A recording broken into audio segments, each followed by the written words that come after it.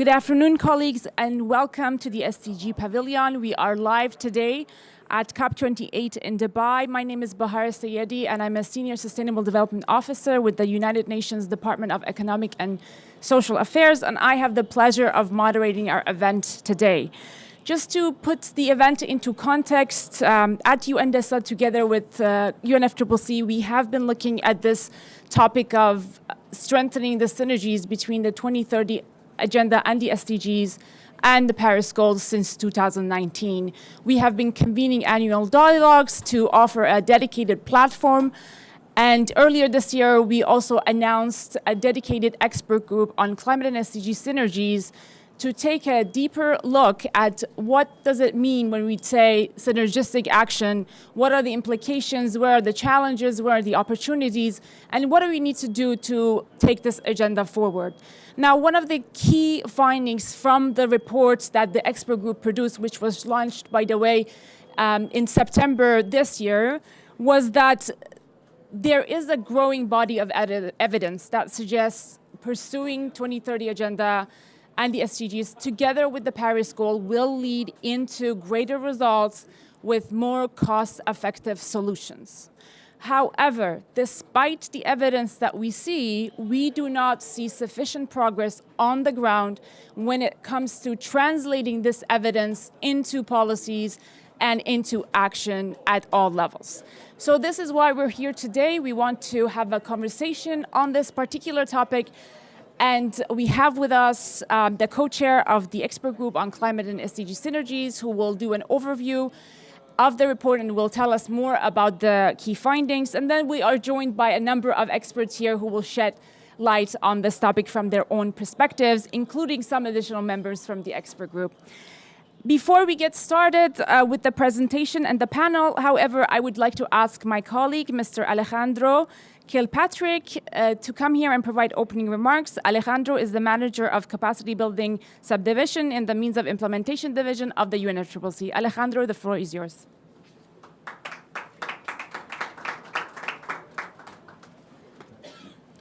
Thank you very much, Bahari, and good afternoon, everyone. Excuse me, I'm still catching my breath after running from one area of to the other of this venue, but it is a great pleasure to be here, and thanks for the opportunity. We have a long-standing collaboration with UN DESA on these topics, so we're very committed to continue this work in the context of these reports and promoting these spaces for these very useful dialogues. So, and these discussions today here in this event couldn't come at a more pertinent time. We're here, we just heard him from the plenary, if you were able to follow it, and a strong appeal from Mr. Simon Steele and other countries on really move forward at this COP in terms of substantial outcomes, meaningful outcomes from the global stocktake. It's similar, we know that there's a stark reality that only 50% of the SDG targets are on track. So we have that, and we have the fact that the Paris Agreement is not on track. And now we have the opportunity here, the global stocktake, to course correct, as mentioned by Mr. Steele. So, and as mentioned by Bahari, the climate actions, and also quoting our Secretary General, Mr. Antonio Guterres, he urges a course correction, emphasizing that climate actions in the 21st century are the greatest opportunity to drive forward all the sustainable development goals.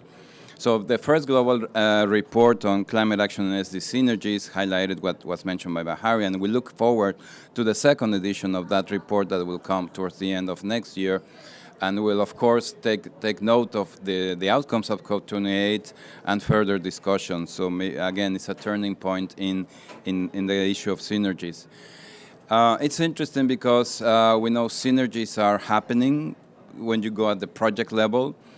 You cannot design a project for climate completely standalone when you're looking at a territory or an ecosystem. So the synergies here are there at the project level, but there's still much to be done at the policy level, trying to fully integrate the synergistic approaches in policies, trying to break down the siloed approach, and also something that we've also seen is how to improve the coherence and coordination also of partners when working with countries and promoting the synergistic approaches. For example, we at the Climate Change Secretariat were closely working with the secretariats of the other two Rio conventions, the CBD, Convention on Biological Diversity, and the Convention to Combat Desertification, on a joint MEA capacity building program. To precisely that, to help countries, to policymakers and other stakeholders, not only understand what synergies are, I think we have a common understanding what synergies are, but rather how to make them more effective. Sometimes, at least in the context of multilateral environmental agreements, the reporting is an issue. Different conventions have different reporting cycles. Some of them share financial mechanisms, others there, and that puts a burden sometimes on countries that have small institutions or focal point institutions. So the intention is to help those stakeholders provide a space for exchanging lessons learned on how to do synergistic implementation. And we will be launching that program here at COP28 in a few days, taking into account that next year we have COPs for the three conventions. But just as an example, and of course, they're all linked to the SDGs. We cannot disconnect them. The implementation, we have the triple crisis, as been mentioned before, and they're all related to the Sustainable Development Goals. So here in this event, I see you have very interesting questions that will be discussed and will shed light on this aspect from the experts. So I think it's not about this reiterating synergies are important. Synergies are there. They happen at the project level. It's just how to scale them up and better integrate them into the proper policy frameworks, both at national but also at local level. And I think that's also important to highlight. So having said that, I won't keep you from the discussions, which I'm sure will be very interesting. I thank you and looking forward to continue collaborating with you and DESA, and wish you very successful deliberations. Thank you.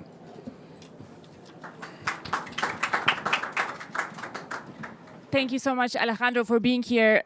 Despite the busy schedule and the negotiations, we really appreciate that. And of course, looking forward to continued collaboration with UNFCCC in the several months ahead, both on the sort of discussions we've had on climate and SDG synergies, but also in the context of the capacity development program on the Rio Conventions.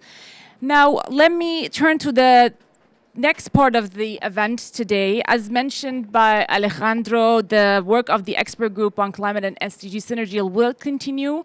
The first report of the expert group came out in September of this year, and we have the pleasure of having the co-chair of the group, Mr. Luis Gomez Echeverri, with us. He is the Emeritus Research Scholar from the International Institute for Applied Systems Analysis, IASA. So the floor is yours, Luis, for your presentation. And we can see you very well here. Great. Thank you very much. And thank you for allowing me to give some highlights over the report. And this will only be some highlights because this is a very dense report full of evidence, case studies, etc., which was the purpose of the report in order to build some sort of recommendations, and on which we'll build for the second report. If we can go to the next slide, please. But I would like to also thank Alejandro, because Alejandro has already prepared the ground for much of what I'm going to say. First of all, a lot of people ask me, what do you mean by synergies in climate, and why are they important? And I think that one of the things that we put right up front in the report is that synergies occur when multiple actions combine to produce a result greater than the individual contributions. And in the case of climate and SDGs, if we do this, we're amplifying the impact and to make it greater, quicker, and more impact, of course. If we can go to the next one, the next slide, please. So the main message of the report is that we must solve the climate emergency and sustainable development challenges together, or we will not solve them at all. And this is a message that comes up again and again. Alejandro has already mentioned it to us. It's even mentioned in the Paris Agreement throughout, and he alludes to it even in the financial when making the reference to finance in the Article 2.1c. So after that happened, I expected that synergies will be practiced much more actively, but there's still a lot to do. If we can go to the next slide, I think why are we talking about this, and why is it important to increase the ambition and the impact of both climate and SDGs? Is because of what Alejandro already mentioned. The halfway through the 2030 agenda, the SDGs are not on target, and the climate change and the climate crisis is worsening, with GHG emissions continue to rise. And in the report, we also present the negative impacts of acting in silos in terms of the numbers of people that could and are at risk of hunger, the number of jobs that are at risk, and the amounts of financial resources that will not come through unless we take these two challenges together. If you can go to the next one. We have the evidence. We present a lot of evidence in the report, and obviously that's the richest part that hopefully will invite a lot of people to look at the report, scan it, and scrutinize it, because there you will see much of what already Alejandro was alluding to. We can go to the next one. We try to present cases all over the world.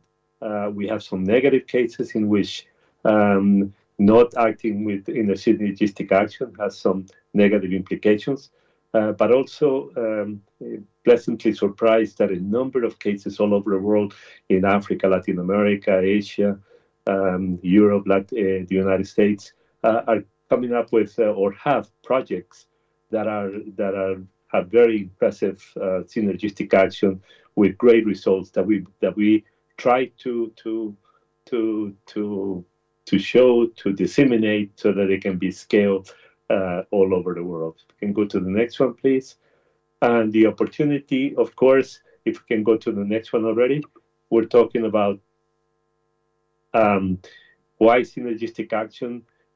This will help course correct, as the Secretary General is inviting, or actually pleading all of us to try to do course correction, which is badly needed both in the SDGs and climate.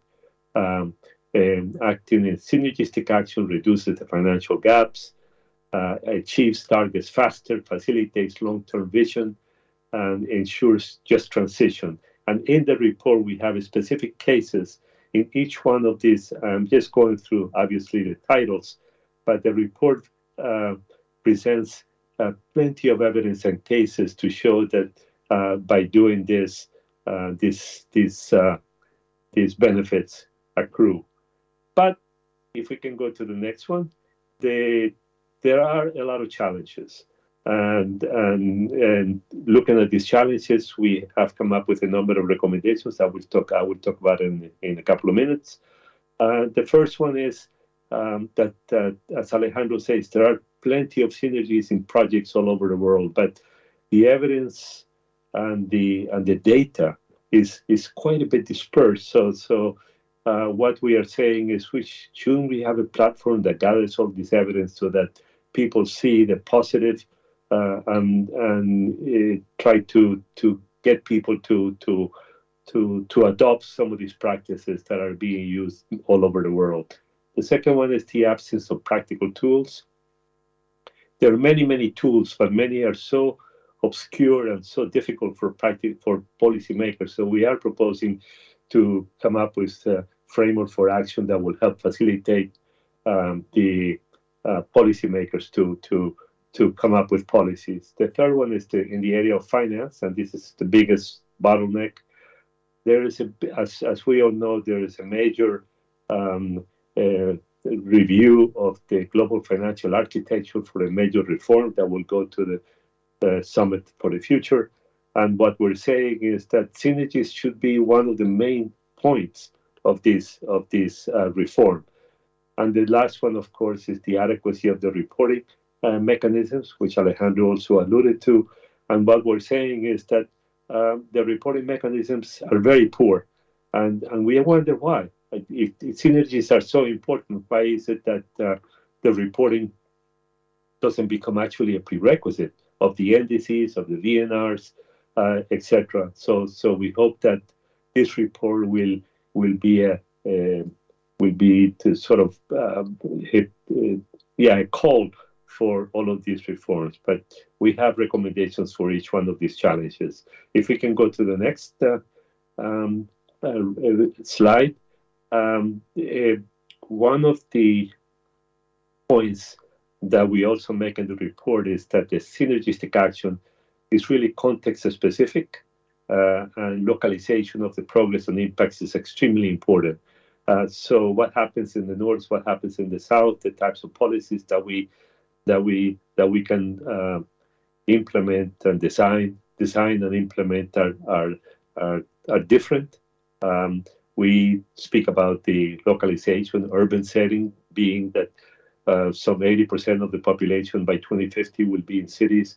We think that this is a great setting for promoting synergies, and we are going to dig into that deeper in the next report. And the last one is, of course, that we really need tailored financial mechanisms. Next slide, please. So key recommendations, and then we go to the last slide. Next, we give a number of recommendations, and the first one that I want to mention is about the strengthening science policy society interaction. And a lot of what I mentioned in terms of lack of data, a lack of coordination, a lack of reporting, etc., is already, all of that is presenting bottlenecks for the science policy society interaction. We need to promote building skills. We need to promote policy coherence and working among the various ministries and sectors. And lastly, the last one I want to mention is prioritizing the role of international organizations, particularly the international financial institutions. Money is an important topic in the synergistic action, and it needs to figure much more prominently into their work and into their practices and priorities. Thank you very much. Excellent. Thank you so much, Luis, for joining us from Vienna and also for setting the scene for us here.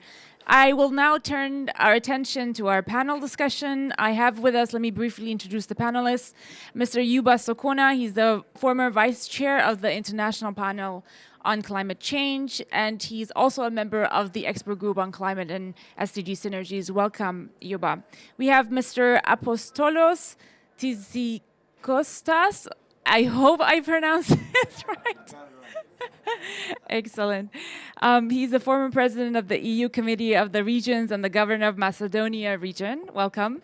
And Mr. Junichi Fujino, he's the program director of the International Sustainability Center from the Institute for Global Environmental Strategies. And I should note also that the president of IGES is also, Mr. Takeyoshi, is also a member of the expert group. And last but not least, we have Ms. Manar El Kabir. She is a member of the SDG 7 Youth Constituency. Welcome to all of you. So we heard from Alejandro about the importance of climate and SDG synergies within the context of UNFCCC, and not from also including the Rio Convention, so going beyond the issues of, let's say, the traditional development issues such as health and education, and then gender equality and climate, but also looking at nature-based solutions and linkages to that with SDGs. And then Luis set the scene for us in terms of what the recommendations are from the expert group. And now I'd like to hear your perspectives. Yuba, perhaps we can start with you. One topic that Luis presented is this issue of climate and SDG synergies being very much context-specific. How do you see this from the perspective of the Global South? Why isn't the evidence translating into action? Over to you, Yuba. Thank you. Sorry.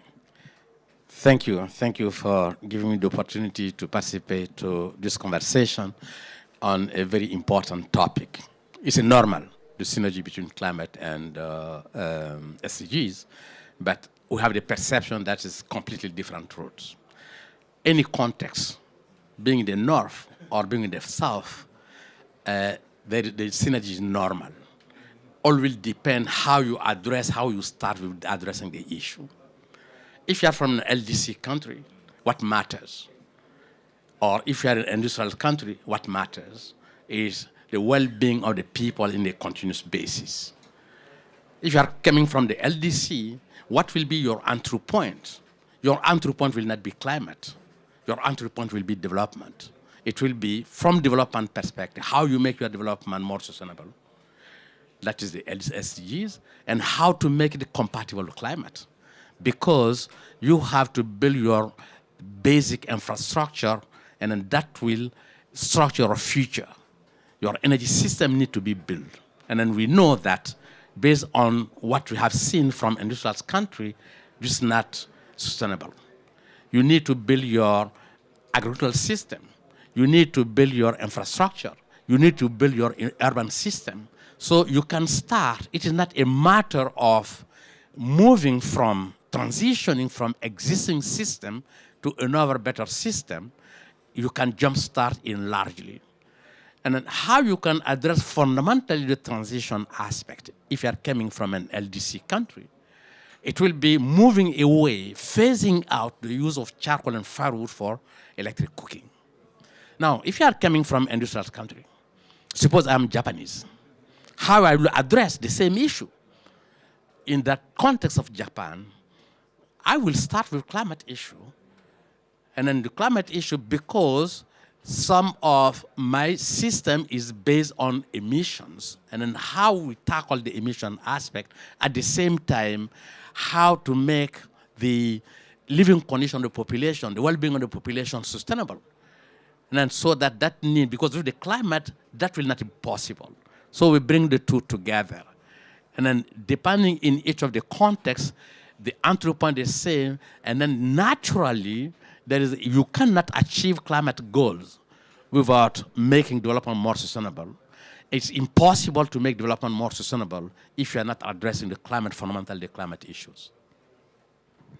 Excellent. Thank you so much, Yuba, and for clearly articulating how the SDGs and climate action are intrinsically linked, and one cannot be achieved without the other, no matter where in the world we look at this example. So, Junichi, maybe over to you now in terms of sort of your perspectives and what you're doing in IGES, how to sort of address this barrier on the disconnect between evidence, policy, and society. Yeah, thank you, Bahare. So, yeah, I joined this journey from the 2019. That is the first Synergy conference was held in Copenhagen. Before that, I joined the project to develop low carbon society scenario in Japan from 2004. At that time, it's quite difficult for the public audience to understand why the people need low carbon society. Now we move to the zero carbon society, and then now it's already happening. But still, we need the kind of value or context, not only the climate sometimes, but also how these synergy can contribute to a better life, or a better employment, or a better health. And then now I joined the project in Japan to develop the 100 decarbonization leading areas. It's a kind of to develop zero carbon zone in a city up to 100. We already select 74 sites where to achieve zero carbon by 2030. Very challenging. I'm an acting chair of evaluation committee member. And then when we have this project, we ask the local government to develop the proposal, and then we also ask private sector, bank, or citizens to join this activity. Otherwise, the things happening on the ground, so we need the good teamwork, and then also finance. Japanese government prepare some subsidy, but it's not enough. So then now we try to develop the showcases in Japan up to 100 area, and then we'd like to share these lesson learned to the in Japan, but also the Asia Pacific or also the South. So now it's our challenge from beginning transit from the just the concept, but to the real case. So now we try to develop such the showcases. Yeah. Excellent. Thank you so much, Junichi. And you mentioned cities, which leads me to my next panelist here, Apostolos. You've been quite involved in the regions and local government-related issues. How do you see this from your perspective?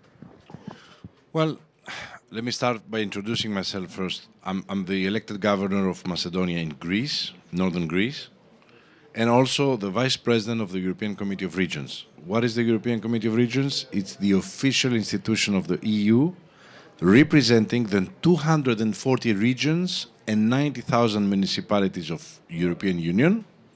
In other words, we are representing the 1 million elected politicians on the regional and local levels. So, why am I so much interested in what's happening with the climate change? Because Greece, as you know, is a Mediterranean country. I live there.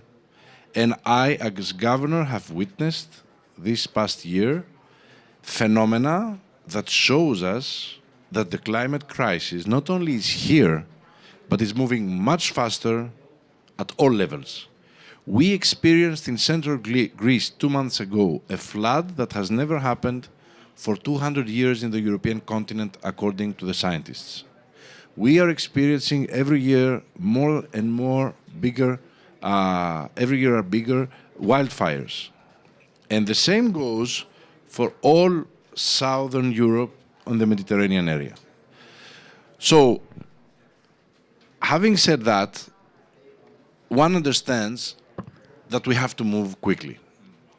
And it's not only a matter of moving quickly, but a matter of moving correctly. In our opinion, regions and cities have to be in the front line of this fight in climate change. Why? Because we are the ones, the actors, who implement all the policies for climate change on the ground.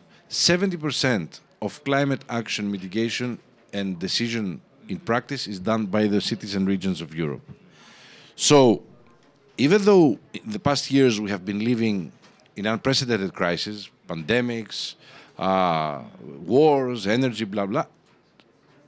Despite that, I feel that the crisis of the climate should be on the top of our agenda because it has to do with our lives, not in the long term, but today.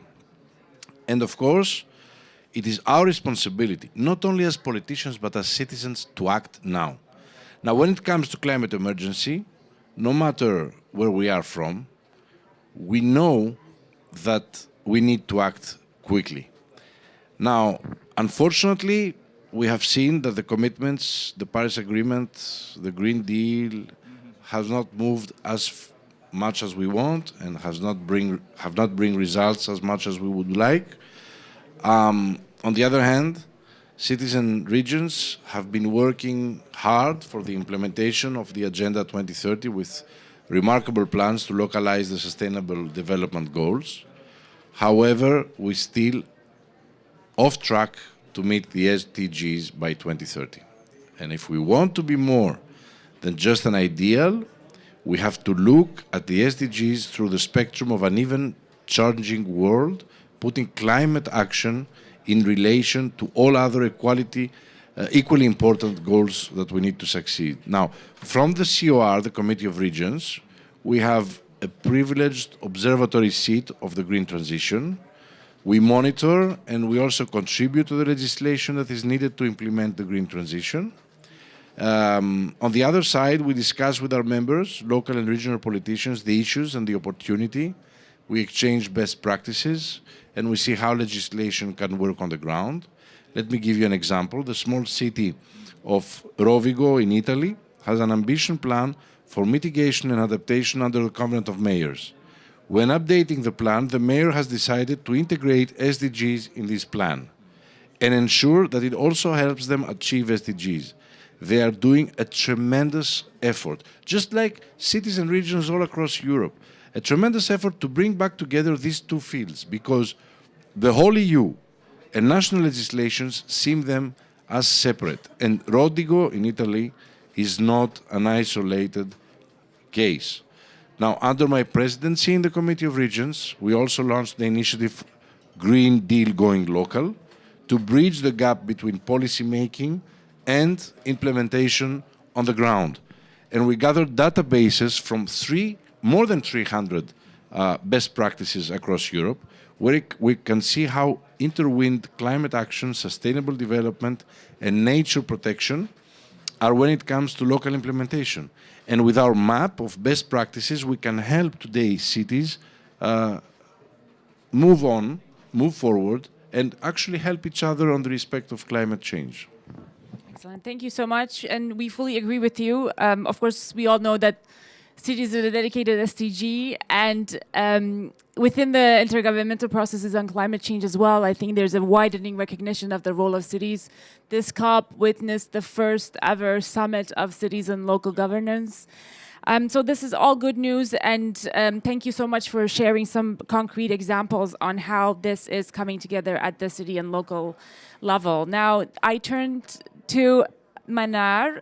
Manar is the member of the SDG 7 Youth Constituency. Today is Youth Day, so thank you for being with us. I'm sure you're very busy.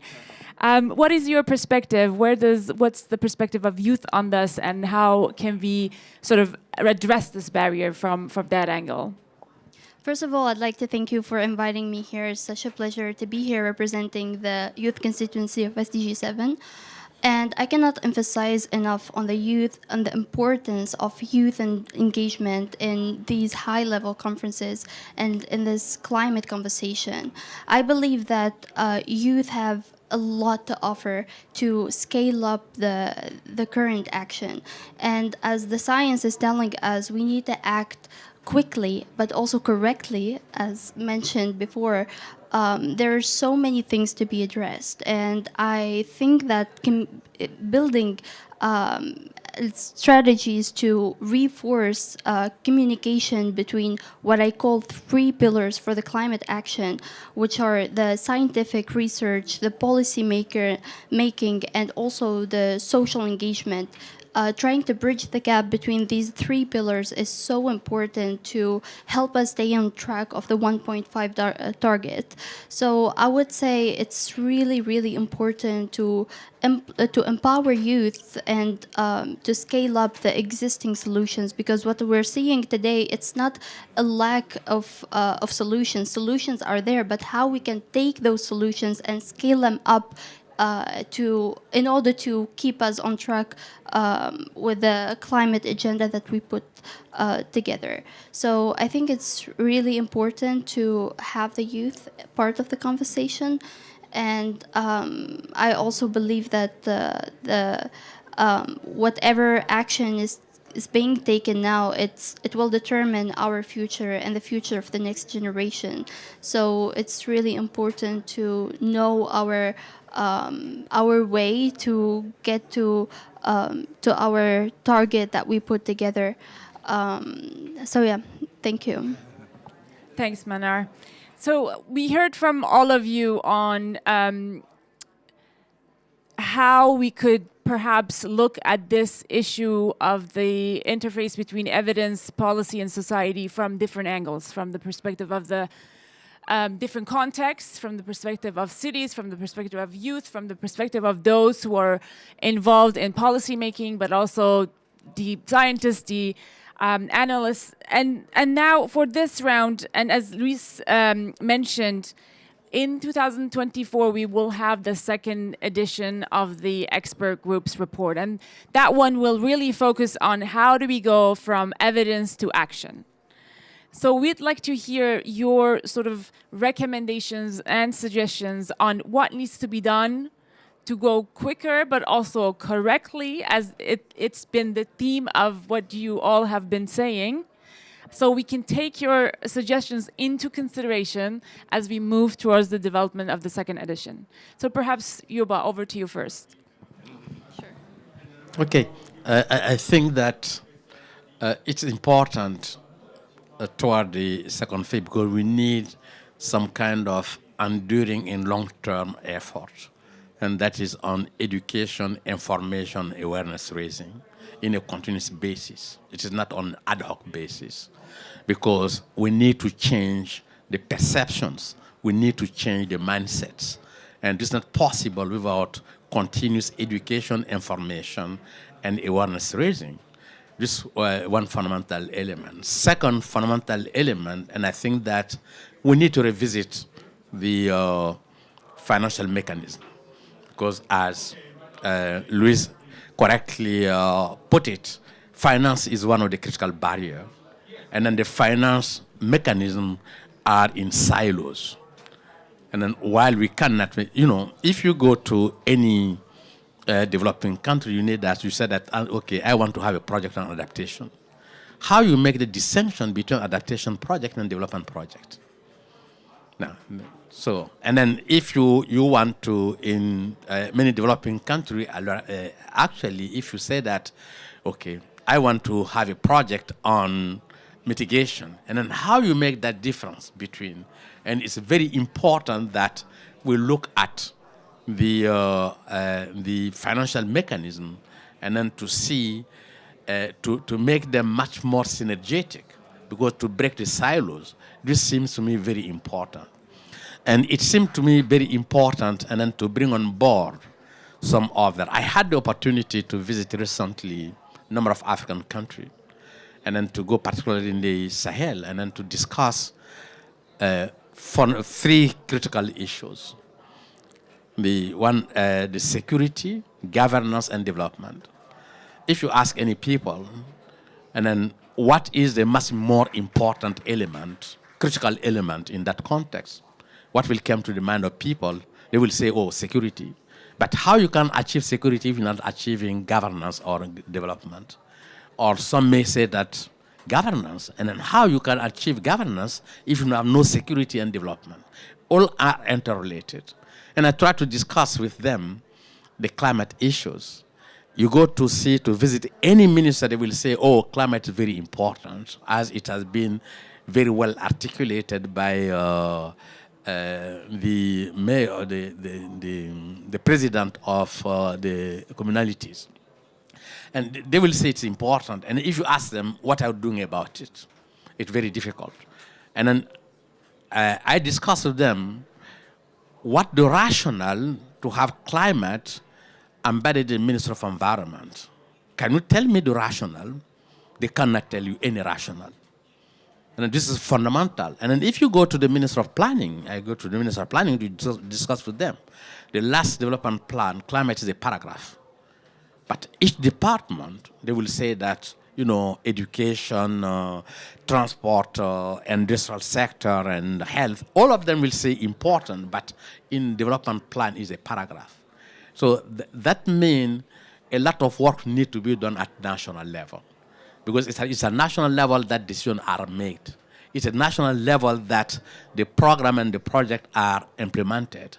It's very important for us to have the understanding that, yes, environment is a key element of climate, but climate goes far beyond the environmental issues. It's related to all aspects of development. And more fundamentally, it has to be related to education. And then we have to explore how it might be possible from the kindergarten to universities, and then to bring those elements of a synergetic approach. As I indicated, disregarding any context, it depends the right entry point, and then you can address fundamentally those different aspects. Those are some of the elements I just have in mind. Thank you. Thank you so much. Very clearly articulating that the importance is acknowledged, but how to translate that into concrete action requires capacity support, requires tools, requires policymakers to be able to make informed decisions based on an assessment of where are the opportunities and where are the trade-offs and how they're going to navigate that. And that is lacking at the national level, and that's what I'm hearing, Yuba. Thank you for those reflections. So, Manar, maybe over to you. We go this way this time. Your views on the way forward, any suggestions and recommendations how this could be strengthened? From a perspective of youth, we're here today at the COP28 to push for policies that are evidence-based but also social relevant. And what I mean by that, it's sometimes solutions cannot be applied to all countries the same way. Sometimes you need to adjust according to the specifics of each country. And this can only happen while we bridge the gap of communication and put them all on the same table.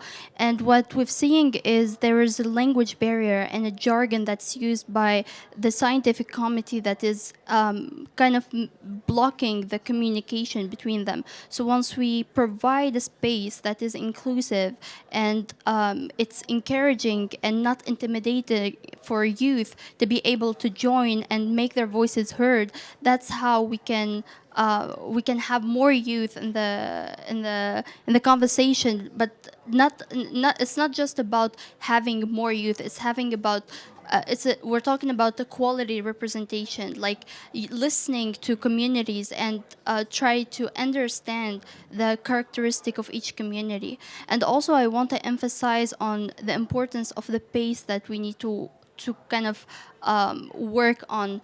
What we're seeing today, there's existing solutions that are proven to be efficient and that are proven to be helping to keep us on track of our target, but also they are not they cannot be scaled up because of a problem of financing, for example. And we saw in the presentation how one of the things that we need to work on is to reform the finance architecture so that what we're seeing today, the funds that are being giving to countries that are vulnerable in the front line, how we can create mechanism that will allow those funds to reach the grassroots organization, to reach the communities that are struggling and that are impacted by the global crisis. So how we can create that, it's when we sit down on the same table, we talk about it, and we provide a space for everyone to make their voices heard. That's how we can unite our voice, and hopefully we can reach our target. Thank you. Thanks, Manar. And I wanted to highlight the point that you mentioned about communications.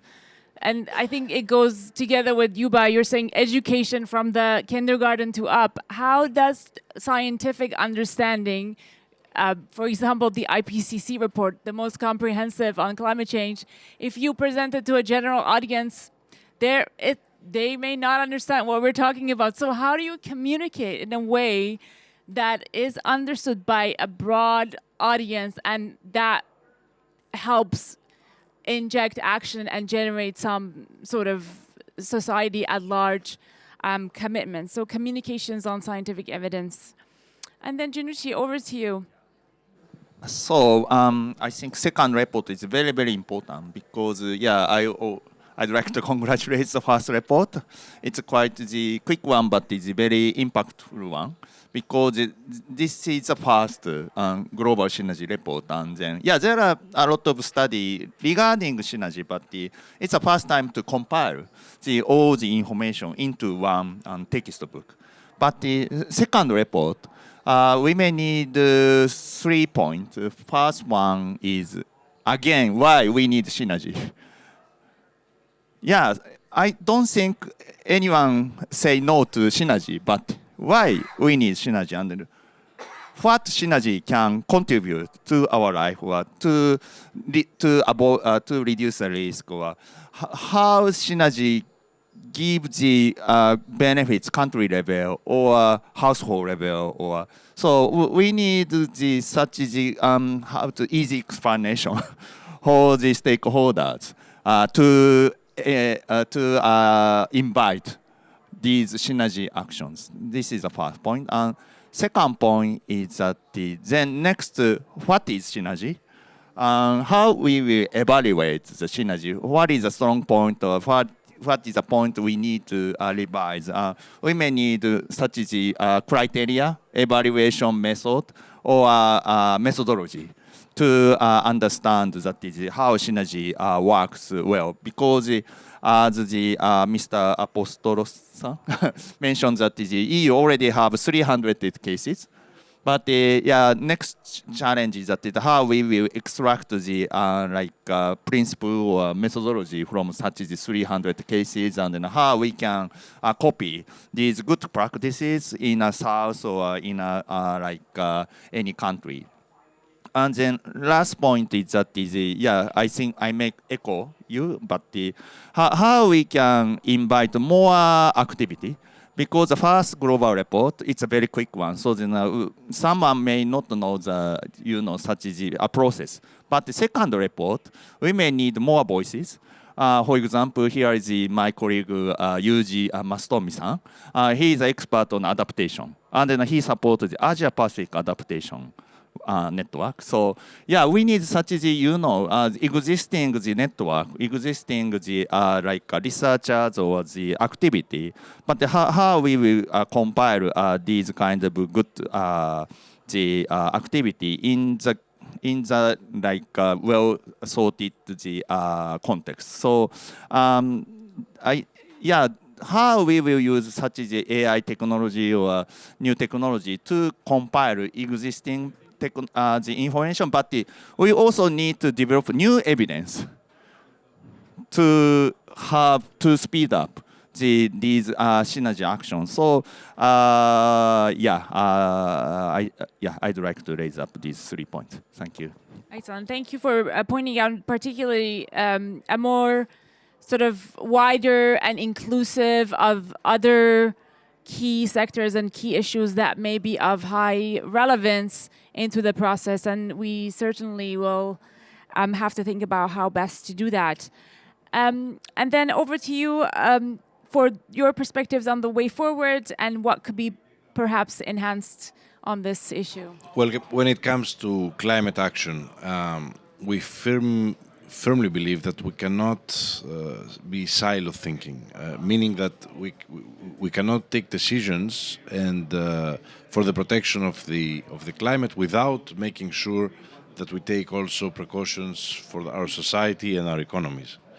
So, in other words, we believe that the climate objectives and sustainable development goals is absolutely crucial, and it's now time to streamline the effort at all levels, starting from the global level to promote a more forward-looking approach that really fosters implementation. The UN, in our opinion, must lead process by taking two brave and forward-looking decisions. First, bringing together climate and biodiversity protection and sustainability, of course. And the second, creating a framework that can listen and include the voice of cities and regions. Because again, without cities and regions, we cannot implement this on the ground. This is why I really would like to welcome the very important work of the expert group on climate and SDG synergies and their inspiring report. I believe it shows the way to go at global level, but also the best approach for implementing sustainability in our cities and regions. It is good news that a second edition will be released. It's very good news, in which I hope to see even more emphasis on the role of subnational authorities. As the European Committee of Regions, we stand ready to contribute to this discussion. Of course, in partnership with all the associations and all the organizations that we have been sharing our vision, also in view of the very important summit for the future that is coming up. We will be working in the coming months on an opinion towards a global Green Deal, harmonizing global frameworks for climate change, biodiversity and sustainable development. It will be an opportunity for us at the highest level of the Committee of Regions to gather all different voices in this debate and bring it to the attention of the decision makers at global EU levels. So in other words, what we feel and what we believe is that indeed it is time to move forward now. We have no time to lose. we have already lost a lot of time, but at this point it's critical to make sure that we know who does what, when, and how. And the regions and cities, if they are provided with adequate funding and technical support, can really make the difference when it comes to climate action. Thank you. Thank you so much. And Luis, I'm sure you're smiling because this is something you've been advocating for so strongly. In fact, the co-chairs have proposed a number of focus areas for the second edition, and cities has been continuously coming up as one of the main issues that should be highlighted as part of the second edition. And we certainly rely on your expertise for that. Colleagues, we don't have a lot of time, maybe one or two questions if there's any before we close. Is there anyone in the audience who would like to ask a question? Excellent. Please go ahead. Do we have a mic?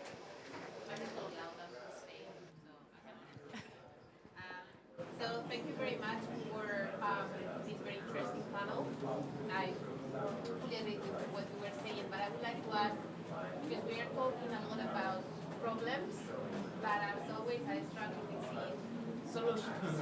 So I would like to ask for some specific solutions, and how will you see, just thinking out loud, I come from the private sector, so I didn't do this myself. I work for Hitachi Energy, a technology leader, on implementation of solution of transmission and distribution of power globally. And how do you see the role of the private sector on this puzzle? And then we are talking about all those synergies, but sometimes are very difficult to identify, and there is a lot of biases. So how would you use maybe also tools, new tools like artificial intelligence to maybe identify where we should be looking at that we have never seen? So it's a bit private sector role and then artificial intelligence. Great question. Anybody wants to tackle? Yuba, go ahead. No, I think that the issue of sustainable development, sustainability, and the issue of climate is, when we said a synergy, there is a role of each of the stakeholders, including private sector. Because no stakeholder in isolation can intervene. The private sector can intervene at a certain level. It cannot at a certain level. And then it's the government to set the tone, and then for each of the author. And then we have to start with evidence-based. Evidence-based is knowledge-based or institutions. This is critical. Second, we need to look at those who are in the practice. Those who are in the private sector are involved in it. Let us take, for instance, the case of, let us say in the African context, we need to phase out the use of charcoal and firewood by 2040. So we need to provide evidence of the feasibility of moving from charcoal to electric cooking. So if the knowledge institution bring the evidence, the government has to bring the policy incentive, and for this to happen in the long term, and then to bring together the infrastructure. And then this is how the private sector can come in order to look at the condition in which that will be reachable to all the population in a longer term perspective, so that there is no isolation of one of the actors. Each of them, they have to come together, and each can play a fundamental role. And then there is a mention of some of the experiences to scale them out or to scale them up. It's from that perspective that the private sector also has a fundamental role to play. The government set the basis, and then the private will come in. But if you say that only the private sector to come in, the private will never be able and then to come and then to do the fundamental work on the evidence basis to bring it. The private will not come unless there is a policy incentive that are in place, so that all those elements need to be taken in consideration.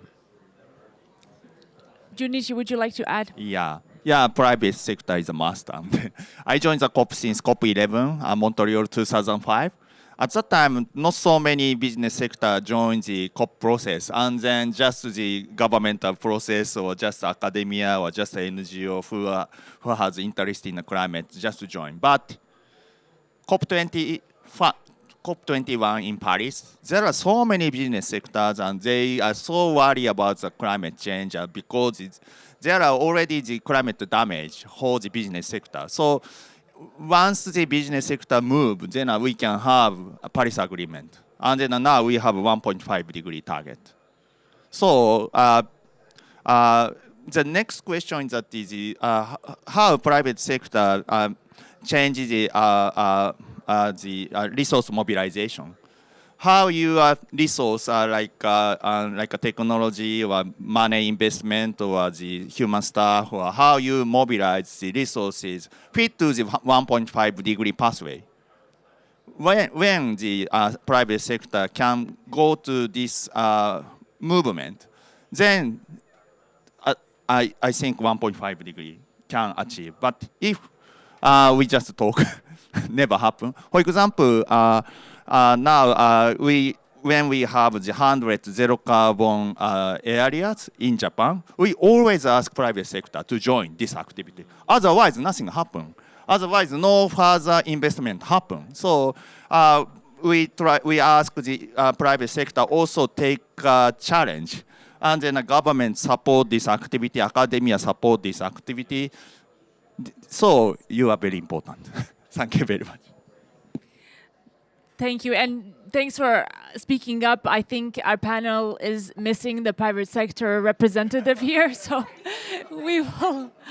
But I fully echo our experts here. Of course, finance and innovation are two major entry points for the private sector on this topic. Thank you so much to our panelists for this very rich discussion, to our audience for participating. At UN DESA, we are committed to continue this work going forward. Maybe I can highlight 3 key areas that we welcome you to engage in. One, of course, it was mentioned that the 2nd edition of the report is coming out in next year, so we hope that you stay in tune with that. Secondly, we will have the 5th Global Conference on Climate and SDG Synergies. That's happening next year as well. We'll share the more information in terms of the location and date in due course. And lastly, we do believe that this issue of climate and SDG synergies needs to be elevated at the political level. We have a number of countries who are working very hard on this. There are a number of opportunities.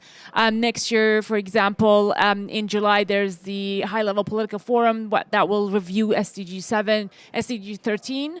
SDG 13 is the SDG on climate change. There's an opportunity to look at this particular issue of climate and SDG synergies.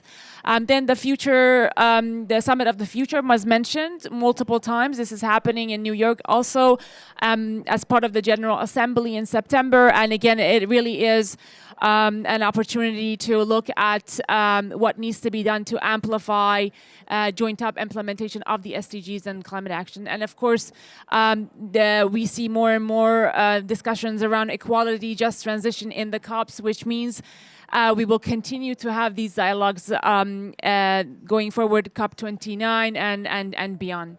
So thanks again for joining us, and we look forward to having you in our future events. Thank you.